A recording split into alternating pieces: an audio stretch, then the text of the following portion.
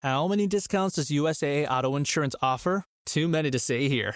Multi-vehicle discount, safe driver discount, new vehicle discount, storage discount, legacy. How many discounts will you stack up? Tap the banner or visit USAA.com/auto discounts. Restrictions apply. At Planet Fitness, we've got everything you need to get stronger with best-in-class equipment and free fitness training. So you can give everything you've got. Join today starting at just $15 a month. Planet Fitness, we're all strong on this planet. See Club for details. The Rev and the Rabbi on the Red Apple Podcast Network. Good morning, I'm Rabbi Joseph Potasnik. And I'm Reverend A.R. Bernard. Rev, let me say to all of our listeners around the country who are planning vacation this time of year, look at the Jewish calendar. Consult with that Jewish calendar so you know when the good weather is. And as we approach Passover, you know, that's a natural. Anyway, we have today, talking about Passover. Go ahead, I'm sorry. I was just going to respond to that because, you know, I use the Farmer's Almanac. You're telling me that there's something better. Okay, I got it. Okay. Yeah. Anyway, we are going to talk about Passover today, but one of my favorite people who come on the air with us every so often is Rabbi David Seth Kirshner, the spiritual leader of Temple Emmanuel of Closter, New Jersey, past president of the New York Board of Rabbis, author of a book entitled Streams of Shattered Consciousness. Rabbi Kirshner, thanks so much for coming on the air with us. Oh, it's such an honor to be back on the air with you, Reverend, and you, Rabbi. I hope you both are well. Yeah. Well, I can't speak for the Reverend. I'm doing my best with the Rabbi. Anyway, so David, help us out with this. Here we have Passover approaching, and we wish each other Chag Sameach, a happy holiday. At the same time, we sit at the Seder table with family and friends, and we state in every generation there are those who seek to destroy us. I think given what's going on now, that takes on even more meaning, and more of a sense of reality.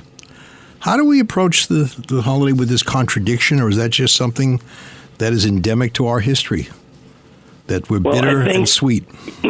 I think endemic to the holiday itself, Passover has an identity crisis.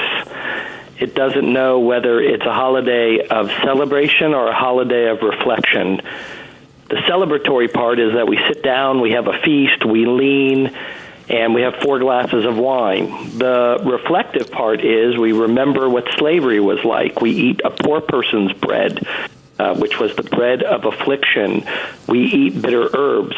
So we've always struggled with that juxtaposition of what is this holiday and what's it about. And I think this moment gives us the same idea. Is this a moment of oppression for us, which clearly it is. We don't have to look far to see what happened just a short while ago in Detroit and in other places around the world and in Toronto.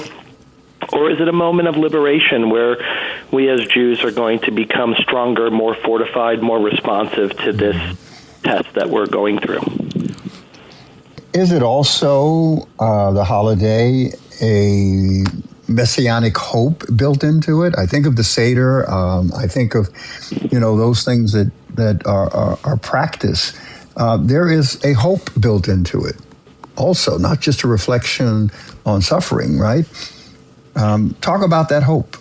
You know, Reverend, at the very end of the Seder, it's customary to sing this 3-word song called L'Shana Haba B'Yerushalayim, next year in Jerusalem.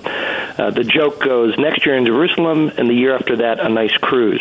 The idea behind that is that next year we'll be in Jerusalem. I remember when I was finishing my senior year of high school, and I was going to a gap year in Israel, like my son is currently on right now. He's currently in Israel. And it was the Seder, and we sang that line, L'Shana Haba B'Yerushalayim, next year in Jerusalem, and my grandmother started to well up with tears. She never told me, but I knew exactly why she was crying, because for her whole childhood and most of her life, the idea of that line was nothing more than messianic.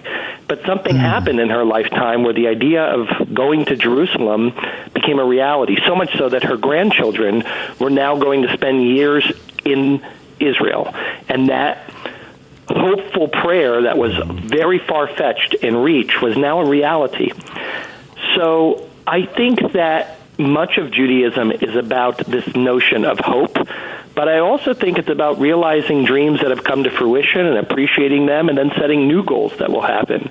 And I'm hopeful that when we make prayers for peace, that we're going to be able to look back based on so many of the actions that are happening now and happen over these past years, realize the pain, the suffering, the tragedy that our people have gone through, but hopefully realizing that those are sacrifices for a peace that we dreamt about and that we are partaking in. You know, my parents who came to this country after the war, Holocaust survivors, I remember sitting at the Seder table, and they would recite the verse, next year in Jerusalem, but this year, thankfully, we're in America, and we enjoy the blessings of this country. One of the important aspects, David, as you well know, is the engagement of young people. We sit there, we want young people to participate in a meaningful way. We want them to ask us questions.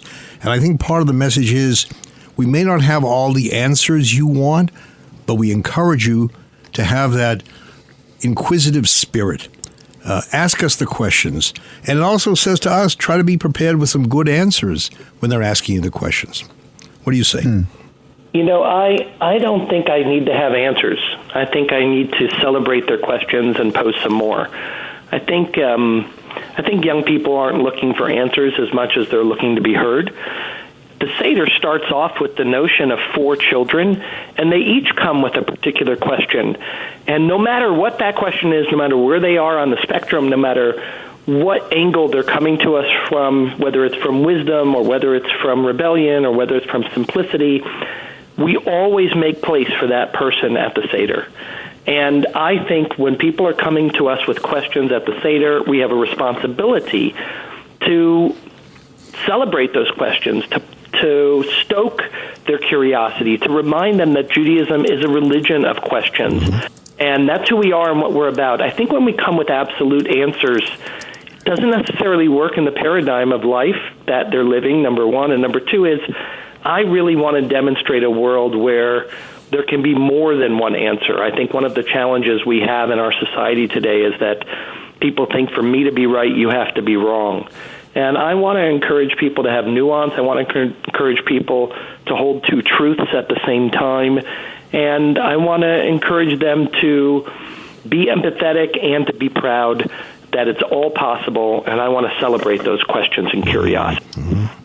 Yeah, I like the whole idea of questions. We're coming to the end of this segment, and I hope we can continue it because I would love to hear what you have to say about part of the Seder where there's the afikomen, which is hidden, and the children search for it. And what does that mean as part of this particular practice? I would love for you to unpack that. Yeah. Because you talk about hidden and mystery apart from certainty, but this awakens curiosity in some way, yes? Yeah. When we come back, you'll answer that question.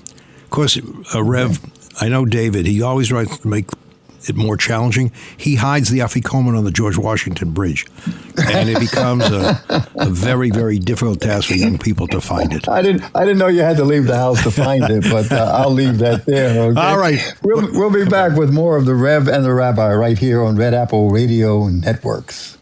The Rev and the Rabbi on the Red Apple Podcast Network. This episode is brought to you by Indeed. Stop waiting around for the perfect candidate. Instead, use Indeed sponsored jobs to find the right people with the right skills fast. It's a simple way to make sure your listing is the first candidates see. According to Indeed data, sponsored jobs have 4 times more applicants than non-sponsored jobs. So go build your dream team today with Indeed. Get a $75 sponsored job credit at Indeed.com/podcast. Terms and conditions apply. It's tax season, and at LifeLock, we know you're tired of numbers. But here's a big one you need to hear. Billions. That's the amount of money in refunds the IRS has flagged for possible identity fraud. Now here's another big number. 100 million. That's how many data points LifeLock monitors every second. If your identity is stolen, we'll fix it guaranteed. One last big number. Save up to 40% your first year. Visit LifeLock.com/podcast for the threats you can't control. Terms apply. Refreshing wild cherry cola meets smooth cream. The treat you deserve. Pepsi Wild Cherry and Cream. Treat yourself. Your favorite local grocery stores like Kroger, Ralph's, Fred Meyer, and more are now delivering on Uber Eats. Get 40% off your order of fresh, quality ingredients. Whether you just got home to an empty fridge or suddenly got a craving to whip up something new, you can get everything you need delivered in as little as 25 minutes. Get 40% off your order with code Kroger2026. Plus, members get $0 delivery fees. Order now on Uber Eats. Orders of $30 or more save up to $25. Ends 4/30/26. See app for details. The Rev and the Rabbi. Entertaining and informative on the Red Apple Podcast Network. Welcome back. I'm Rabbi Joseph Potasnik. And I'm Reverend A.R. Bernard. Joining us is Rabbi David Seth Kirshner, who is the great spiritual leader of Temple Emmanuel in Closter, New Jersey, and also has held the position of president of the New York Board of Rabbis. And I recommend his book, Streams of Shattered Consciousness. We were talking about the we're going to talk about his book because I've got a load of questions. But the Afikomen, I mean, especially engaging children in the Seder. But what does it mean? What's the meaning behind it? You're hiding something and they have to find it. You know, Reverend Bernard, originally the idea of hiding the Afikomen was just to capture the kids' attention, to make them search for it, make sure they stay awake and alert. I really never spent much time thinking about that idea of making them look for something on the spiritual side. You really have stoked a thought for me, which you always do whenever I talk with you. So thank you. I think there's a lot that we as the Jewish people, young people and not so young people, are learning and exploring and finding out about ourselves and uncovering. I think there's a lot for us to unpack. In fact, I would argue when we had Seder in 2023, we had no idea how much our Jewish lives and identity would change 3 short years later. So there's a lot to unpack and a lot we're looking for and a lot we're trying to understand. And I really like that read. I'm going to incorporate it in my Seder this year about the Afikomen. You know, the other part of it is that, as we said earlier, there are things we don't understand but seek to understand. But the fact that we don't understand them doesn't deter us from still looking. As you know, David, and I once told this to the Rev, one of the great compliments you can confer upon an individual is to call that person a Talmid Chacham, a learned student, which we loosely translate as a scholar. But you're a learned student. You're always studying. You're always trying to, enhance your intellectual foundation. So Afikomen means keep searching. Don't stop. And that's why we make it sometimes a little more difficult each year. We don't put it in the same place. So they say, we know where to find it. There is that challenge. If I may contribute, because it's a broken matzah, which, of course, is the bread of affliction, incompleteness. But hiding it, I would think that, it means that what is broken is not discarded. It's preserved in some way, and we've got to find those broken pieces and bring them back together. You're pulling out the Jewishness in me here, Rabbi, and finally, David Seth Kirshner. It's taken me all these years. Finally, do you attend a Seder? Rev, do you attend a Seder? Do you have a Seder? Yeah, absolutely. At the Cultural Center, and you've been to Seders? Yeah. We actually held a complete Seder on the stage one Good Friday to introduce our congregation to its meaning. Of course, we have a Christian perspective at the end. This is why. You know what I welcome at the Seder? Nobody uses the cell phone. You're sitting there, you're listening, no cell phones. I've yet to be at a Seder where there's a cell phone. Because you engage one another. You look at the person. You ask questions of the person. And David, I wanted to ask you, you have the Haggadah, the narrative, but there are things that you must add to it to make it even more interesting. You don't just want a perfunctory reading of the book. Are there things that you do that enhance it in some way? Well, there are two things I want to share with you. One is, Reverend, when you were talking about the brokenness of the matzah and the brokenness in life, don't forget that when Moses came down the mountain and the tablets were broken after he saw the golden calf, God commanded us to take those broken tablets and put it in the ark with the full tablets that was in. Right. Right, and I think that's a reminder to us that all of us have broken parts of us. First thing we do at the Seder is we break that matzah to show our brokenness. I think there's a lot of meat on that bone for conversation. One of the things I do, Joe, that I did since my kids were little, is I'm very particular about this phrase that we say early on in the Haggadah, Kol dichvi niete v'yechol. Anyone who's hungry, let them come and eat. It's an empty sentence. You're sitting around the Seder table with all the people who are dining with you. They know that there's a meal coming because they can smell it, and that's why you invited them there.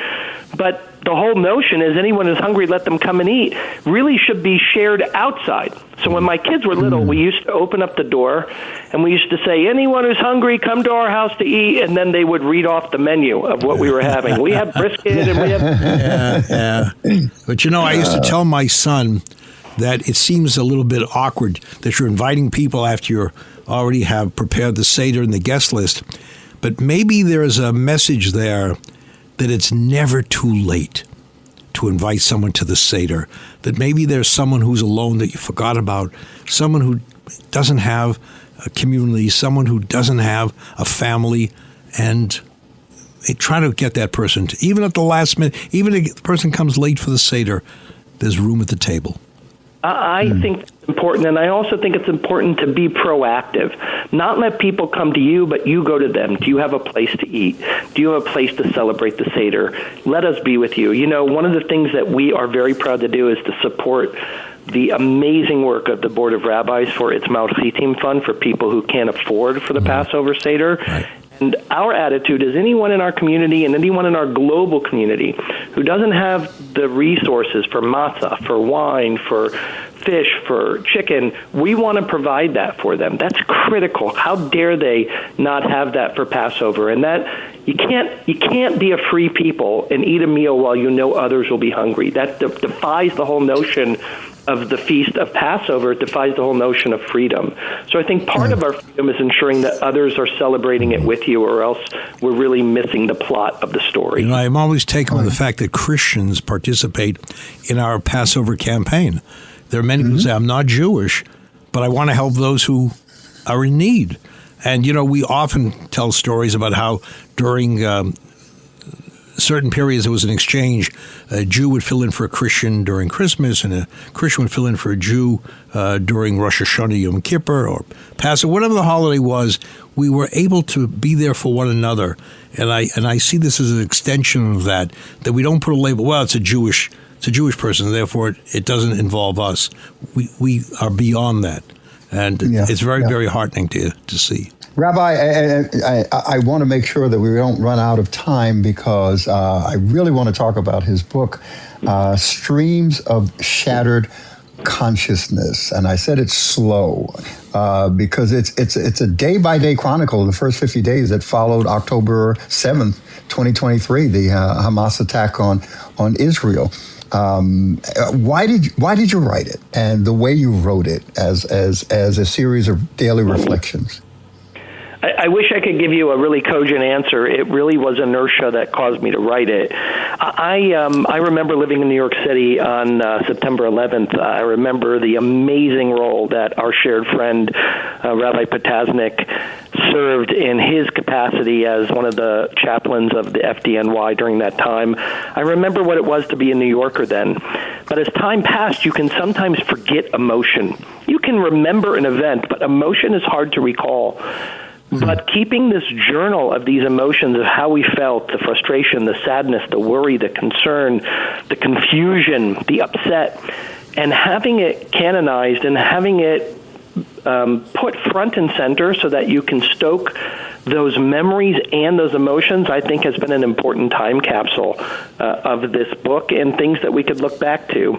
I don't say this with any bravado. I wish I were more wrong, but many of the things that I had predicted in that book of Lebanon's role, Iran's role, how to deal with Iran, other pieces, sadly, too many of them came to fruition. It wasn't a hard prediction to make. We know what our enemies have been seeking to do against us since time immemorial. It's interesting, Reverend David, we talk about when the Jews crossed the sea, there was a wall right on the right and a wall on the left. And the word for wall is choma, but if you take away the vowel, you can pronounce it chema, which means anger or hatred. There was hatred on the right and hatred on the left, right? And look at today. Those words, right, seem to have reoccurred in terms of how the Jew is depicted in different camps on opposite sides, but they both unite in hating the Jew. You know, Joe, I'll tell you, I'm from Detroit. The attack that happened at Temple Israel a little over a week ago, that attack happened less than a mile from the home I grew up in and was raised in. And before we knew anything about the assailant, I wrote this to my congregation. I remember saying it to my wife, Dory. This could easily have been a white supremacist, and I can imagine that this could be someone who is anti-Israel. It could have gone in either direction. And we know which direction it ended up being. But at the time when we didn't know any details about the assailant, neither of those would have been surprising to us. And that proves exactly what you just said, that when our enemies are coming from the right and the left, that horseshoe emblem of anti-Semitism makes it almost indistinguishable of those who seek to destroy us. Yeah. We're running out of time, and I wish you had another 10 minutes to do another segment with us. But one of the things that you deal with in the book, and it's faith under pressure. You wrestle with those enduring theological questions. Where is God in tragedy? How should faith respond to violence? And can suffering coexist with belief in a divine purpose? Talk quickly about that, if you can. I think about it, Joe, your parents were survivors of the Holocaust, and we saw many after the Holocaust who ran away from God, and we saw many who turned toward it. I think we have seen that in a post-October 7th world. I have a dear friend who lives right on the Gaza border. I said to him, "Thank God your family is okay." He responded to me, "What is this God of which you talk about?" And this was about a week after October 7th when I reached out to him. And that's because he spent time on his kibbutz picking up the bodies of his neighbors who were out for a walk that day and lost their life. So I can understand both sides of it. I've seen too many miracles in this process to disconnect from God, but I'm blessed that I haven't seen closely those tragedies that would turn me away from it. And I think that's the real tussle of our theology in moments like this, and the real test of our character. Rabbi David Seth Kirshner, Reverend A.R. Bernard. I have known David for many years, know him, love him, but I also had the privilege of knowing his parents. And I always say it's so nice when parents are proud of their children, and they were proud of David, but it's nice when children are proud of their parents as well. And David has many, many loving memories and a legacy to preserve, which he does on a daily basis. Thank you, David. My Thank honor. you for being on a program. Thank you. Well, I wish your listeners, Reverend, a happy Easter. Joe, I wish our listeners a happy Passover, and I wish peace in the world for all of us. Well, so far you've convinced us. Now convince the other side. Okay, I'm on it. Great conversation, but we have to take another break. We'll be right back with more of the Rev and the Rabbi right here on Red Apple Radio Networks. The Rev and the Rabbi on the Red Apple Podcast Network. This episode is brought to you by Alexa Plus. Say hello to Alexa Plus and see how Alexa can do more for you. Need tickets to that last-minute show? Craving your favorite restaurant? Sit back, relax, and talk naturally. Alexa's on it. Alexa learns your preferences to create a personalized experience. And now, Alexa Plus is free with Prime on your Amazon devices, like Echo and Fire TV. Learn more at Amazon.com/Alexa Plus. Baseball is back, and the first pitch is on Netflix. The New York Yankees, led by 7-time All-Star Aaron Judge, head to the San Francisco Bay to take on Rafael Devers' San Francisco Giants. This season kicks off with one exclusive opening night game. Watch MLB Opening Night, the New York Yankees versus the San Francisco Giants, live on Netflix. Wednesday, March 25th at 8 p.m. Eastern, 5 p.m. Pacific. Don't chew on that, Max. Cooper loves that chew, too. Oh, now he's into Cooper's food. Wow, he is loving it. What do you feed Cooper? Blue Buffalo Life Protection Formula. He never leaves a crumb. I love it because it's made with high-quality protein, nutrient-rich fruits and veggies, and wholesome whole grains. Looks like we're switching to Blue. Blue Buffalo foods are made with the superior ingredients your dog needs to thrive. Can your dog food say that? Visit feedbluefood.com to learn more. This episode is brought to you by Cologuard. Do you know what's really scary? Not screening for colon cancer when you turn 45. The Cologuard test is non-invasive, requires no special prep or time off work, and ships right to your door. In just 3 simple steps, Cologuard takes the scare out of colon cancer screening. If you're 45 or older and at average risk, ask your healthcare provider about the Cologuard test. Cologuard is available by prescription only. Learn more or request a prescription today at Cologuard.com/screen. The Rev and the Rabbi. Entertaining and informative on the Red Apple Podcast Network. Welcome back. I'm Rabbi Joseph Potasnik. And I'm Reverend A.R. Bernard. Let's take a moment to say thank you to Elias Raff, who is our very talented producer. I say that so his family listening, maybe they'll agree with us. I'm not sure, Elias, but we think you're a very gifted guy, and thanks for making this possible. Rev, I read somewhere that people are getting stronger in America. Years ago, for $20, it took 2 people to carry your groceries. Now it takes a 5-year-old to carry $20 worth of. I wonder why. In fact, let me throw a pun in there. Unpack that, would you, Rabbi? Well, listen, inflation is a serious thing. You know, I see people who are going through life and they're not feeling what we say in Yiddish, the schmerzen, the pains of everyday living, and there are those who are hurting greatly. When gas goes up, they really, really feel it. When anything goes up, they're not in the best position to absorb some of those economic shocks. So, think of it. It is true. Look, it's real. It hits home. We have a favorite Chinese restaurant where it's actually, traditional Chinese food, because they have a Chinese menu, then they have American Chinese food menu, and they make a dish with string beans. And my grandson went to pick it up because we enjoy it. He was going to bring some home, and he came back empty-handed. I said, "What happened?" He said, "We couldn't afford it." I said, "What?" He said, "Yeah, they took it off the menu because they paid $25 for a whole basket, for the night to make it, and now it's $65 for the same thing. So they had to take it off the menu because they would have to hike up the price so much, and people wouldn't pay for it."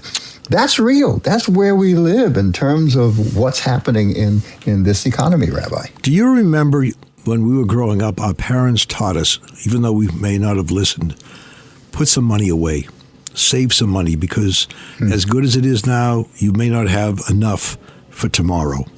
I think of Passover where you break the matzah in half, and it's called lechem oni, the bread of the poor, the bread of poverty, because people who are poor very often don't eat the entire meal. They put half away.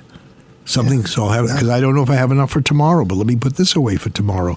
So the whole idea, we call it the rainy day fund, but our parents warned us, don't be so emboldened that you think you're always going to be prepared. You're always going to have enough. And that story you mentioned with the restaurant is a reminder that things do change and not always for the best. Yeah. And we take a lot for granted, Rabbi, especially in a country as wealthy as America, and yet we still have a significant degree of poverty, and the numbers of people in this country who are in poverty, and how do we define poverty now? That has changed as well. So it's interesting. You have a food pantry. And you give out a lot of food. And I've volunteered at homeless shelters and food pantries. And I've often said it's not just about handing someone a plate of food. It's also about putting your hand out and saying that I want to know you better. Asking for the person's name, asking for the person's background, making that person feel that they're accepted as a human, that we don't identify them by what they don't have, but we recognize what they do have. And we as people of faith easily, depict people as children of God, created in the image of God. And we need to show that because so many people walking around with the hole in the heart, they're in pain. And sometimes that warm embrace, that hug. And I often hear people say, and I try to do it, give me a hug. Just give me a hug. Yeah. We talk about everything later, but first, start on that, and it usually directs you in a positive place. Yeah, and part of it, I will tell you, you turned attention to our food pantry. Part of that is how we distribute the food. We want to make sure that we do it in a way that gives them dignity, because they're already feeling embarrassed that they've got to come and, get online to walk away with a box of food because they're struggling. During COVID, before COVID, we were feeding about 25,000 people a year. But as a result of COVID and what took place after, it jumped to 130,000 people a year that we're feeding now. And it's just amazing. And it's not just poor or working class. You're talking about middle class individuals who have to get online because they've lost their jobs or they're struggling financially. It's real. It's real. It's interesting. Sometimes you find those who are handing out the food are giving it to people who used to be giving out the food. Right? Yeah, that's right. Very often, the donors become the recipients, which again is a message. You don't know how that wheel's going to turn.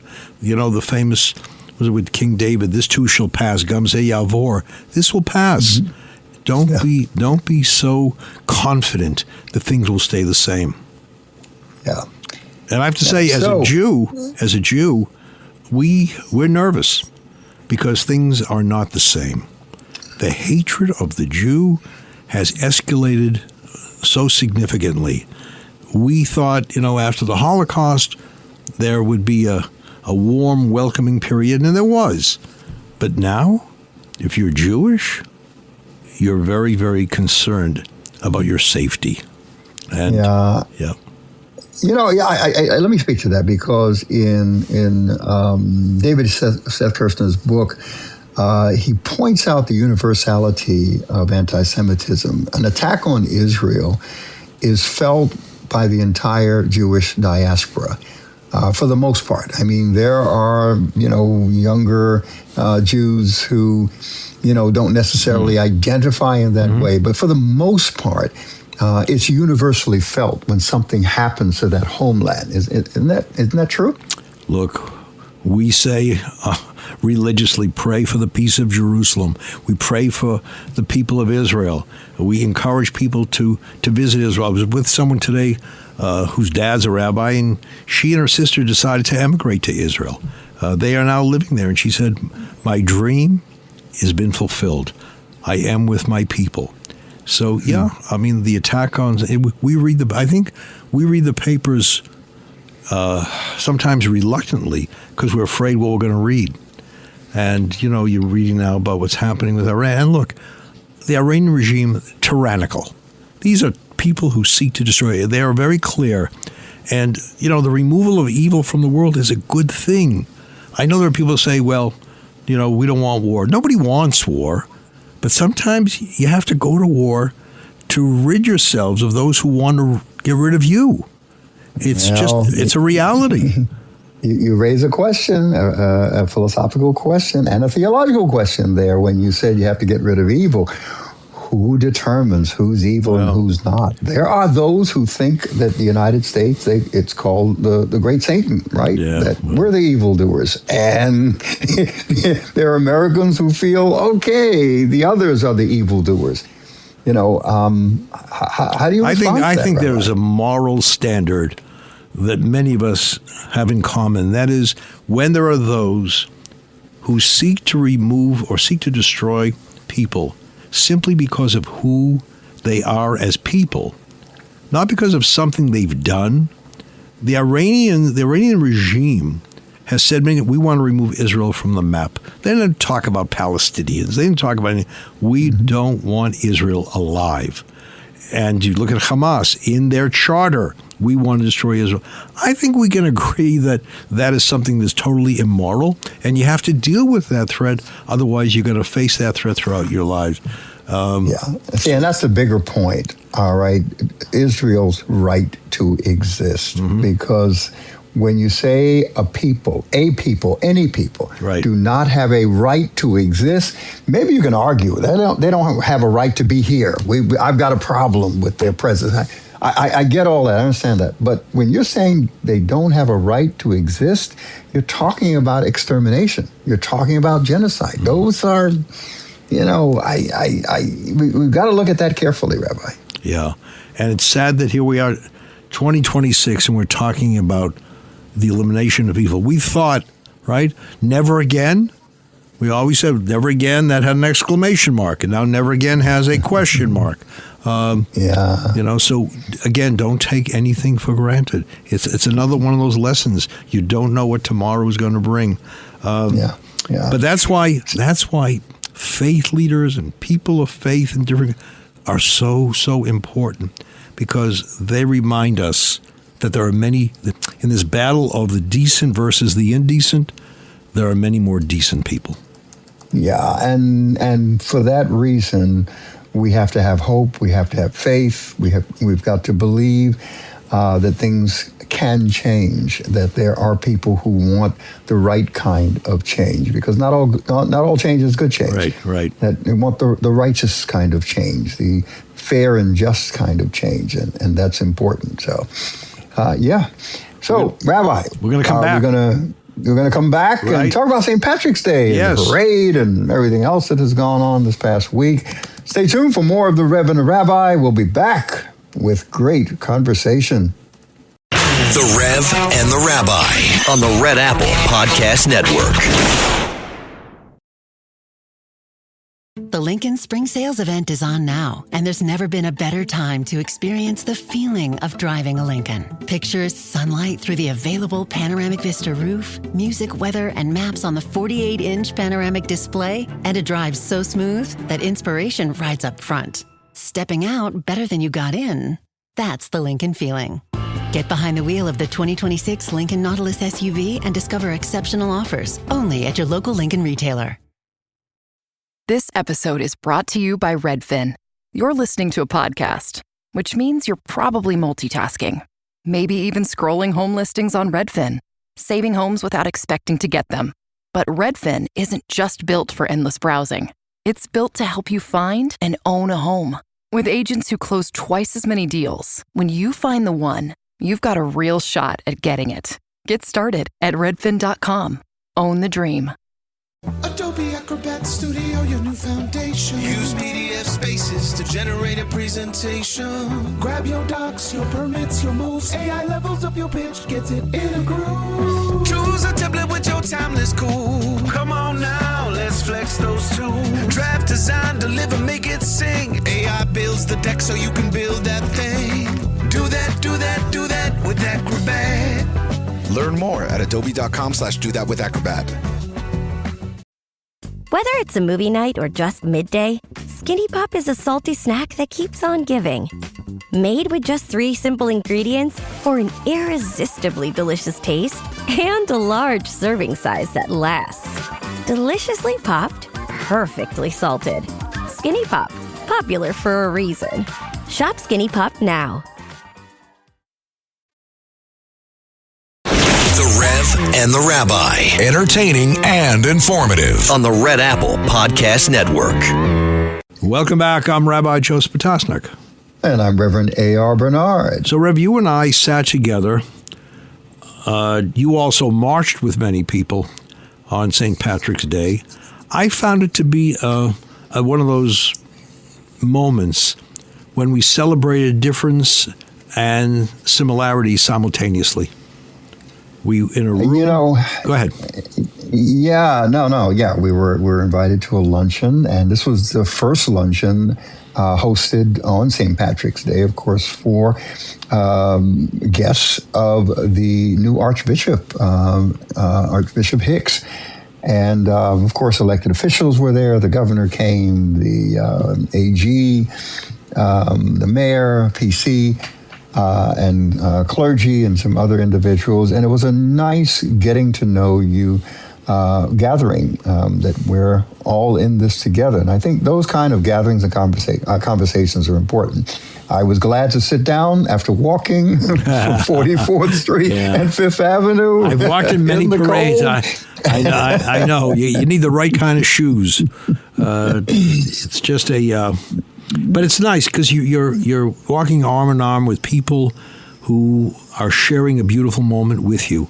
And we need more unifying moments. We do need that. And it's around a holiday that, has an interesting history. Let me first give a shout out to the chaplains of the NYPD. This is my new brotherhood and sisterhood. It's a new family unit within the NYPD. And it was just wonderful gathering together and talking, and with Cardinal Dolan, who marched together with us, and the PC and the mayor.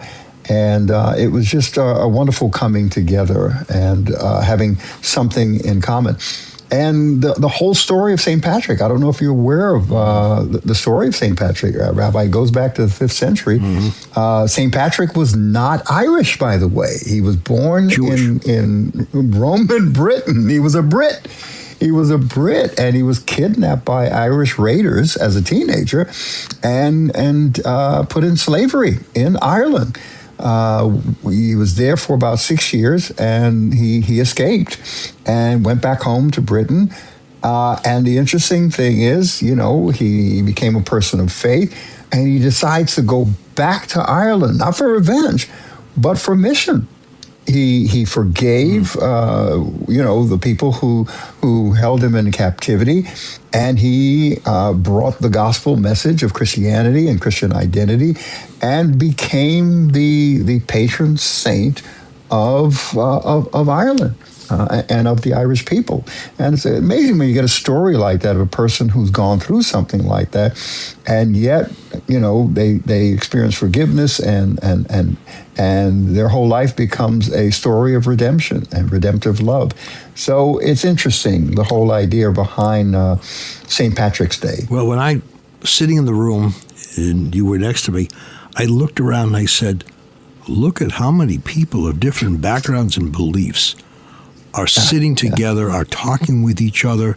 This is one of the things that doesn't often get reported, but it was a reality there. And when the Archbishop spoke, Archbishop Ronald Hicks, he talked about how this day unifies us here in New York. Everybody enjoys St. Patrick's Day. So it was a privilege to be there. I don't want to go off again on the mayor, but it was, when he made the comment, talked about genocide in Israel. We don't need that diatribe on a day that is meant to celebrate our difference and our togetherness. So that was unfortunate, but looking beyond that, it was really special. And I walked away and I saw people who were proud of their heritage, right? They walked down the street, they're wearing the greens. I happen to have a green yarmulke with me, but people were proud of who they were. They didn't hide it. They didn't in any way camouflage it. And for that, I want to salute them. So it's a message to all of us. Be proud of who you are, because they're not going to love you more if you hide it. Absolutely. I think that's important because Irish immigrants, the story, when they came here to the United States, they were considered an ethnic group and not, assimilating properly into American society because they were treated as the marginalized as the other. So the parade and everything around that identity was an affirmation of identity and solidarity amongst the Irish people. It's amazing how all of these immigrants have a story. You've seen those signs of the past. Irish need not apply. If you are Irish, there's no room for you. I remember I met Marty Glickman years ago, who was in the 1936. He wasn't allowed to participate in the Olympics, 1936, but he traveled around the country with Jesse Owens. And he told me that they would go into hotels, no Jews, no blacks. And he would turn to the person behind the desk. He said, if there's no room for him and there's no room for me, there's no sense in either one of us being here. Or if it said no blacks, he said, if there's no room for him, I don't want to be here. So, that kind of being there for solidarity. Each other. Yeah. Yeah. That's what we need more of. Sometimes we're too far apart. We have a divisive society with those who seek to separate us even more. The other thing I wanted to mention to you is, we talked about St. Patrick's Day and the Passover early. We'll talk about Easter when we get together next time. The idea of reminding people that we care about them. I read something that really it surprised me, but then it didn't surprise me. Years ago, the famous portrait was taken from the Louvre Museum in Paris. More people came to examine the blank space than all the years the portrait had been hanging there. And I look at that and said, I'm shocked. And then when I realized, you know what? We all do the same thing. We appreciate people after they're no longer here. We miss them when they're not here with us anymore. And it's only a shame that while they were here, we didn't express our love in a stronger fashion. We didn't tell them how much we love them. You see it sometimes at funerals where suddenly people become very emotional and I know they're thinking, because I know the backstory, there are people thinking, I wish I had visited more often. I wish I told the person I loved her or him more often. It's an important lesson. We preach it. We need to practice it. Yeah, absolutely. I've done interviews and people ask me, the big question, what would you tell to your younger self? That question. But someone asked me, do you have any regrets? And, that's a tough question because think about it. All that we've gone through, including the mistakes that we've made, the bad choices we've made, have shaped us into who we are today. So if I regret them, I wouldn't have experienced them and they wouldn't have influenced and shaped me. But at the same time, I do wish I had made other choices in certain circumstances and situations. That's real. How it would have, affected the trajectory of my life, I don't know. But I look back and mostly when I didn't measure up to my values, my standards, my convictions, morally and ethically, and of course, in my faith experience. Those I feel most. If I feel like I failed my family in any way, those are the things that get me most, Rabbi. Well, but at least you can look back and say, I made mistakes. I wasn't perfect, and I can be better. We both have a great relationship with former Mayor Mike Bloomberg, and he talks about his days working at Salomon Brothers. And he was fired. He talks about that. He was fired. Yeah. And the boss said to him, I think the boss was jealous of him because he saw this as a bright guy who could take my job. And the boss said to the boss, I've been working on this gadget. Do you mind if I take it with me? He says, no, take this gadget with you. Well, that was the Bloomberg terminal that he developed. That made him into a billionaire.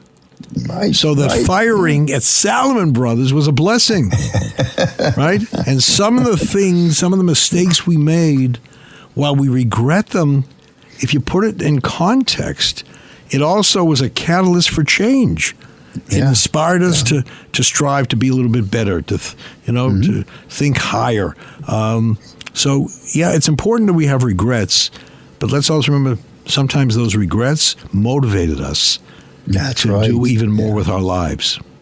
Yeah, and that's why when someone asks me that question, I think back in terms of, different situations that I was in and choices that I made and say, I wish and yet, they put me in a place where certain things happened, certain doors open. I met certain people, certain opportunities came, and had I not made that choice, it wouldn't have been the same experience in my life. And I think that's part of shaping us and molding us and maturing us through a process of formation and moving us towards maturity. Some of those disappointments and defeats really help. They shape who we are. I heard someone say that failure is the womb for success. And I believe that. Yeah, I believe it also. Believe that. And you sometimes you take those scars and you're able to fashion a design from them and make life more meaningful. Rev, this has been a great conversation. And I find sometimes, we know each other very well. People said, "You get along?" I said, "Well, we talk to each other probably 3-4 times a day." But I find in our conversations we learn from each other. And that's something you always want to learn more. And you got to surround yourself with people who can teach you more. So that's why you selected me, and that's why I selected you. So I agree 100%, Rabbi. Look, I say this all the time. Sometimes a teacher, but always a student. And with that said, we've come to the end of another amazing program with the Rev and the Rabbi. Till next time, God bless, be well, be safe. Thanks for listening to The Rev and the Rabbi. You can hear The Rev and the Rabbi Sunday mornings at 7. If you like the podcast, share it with your friends and listen anytime at WABCRadio.com and download the WABC Radio app. Hit that subscribe button on all major podcast platforms. Plus, follow WABC on social on Instagram, TikTok, Facebook, and X. See you next time for a new episode so you never have to wonder. What the heck is going on here?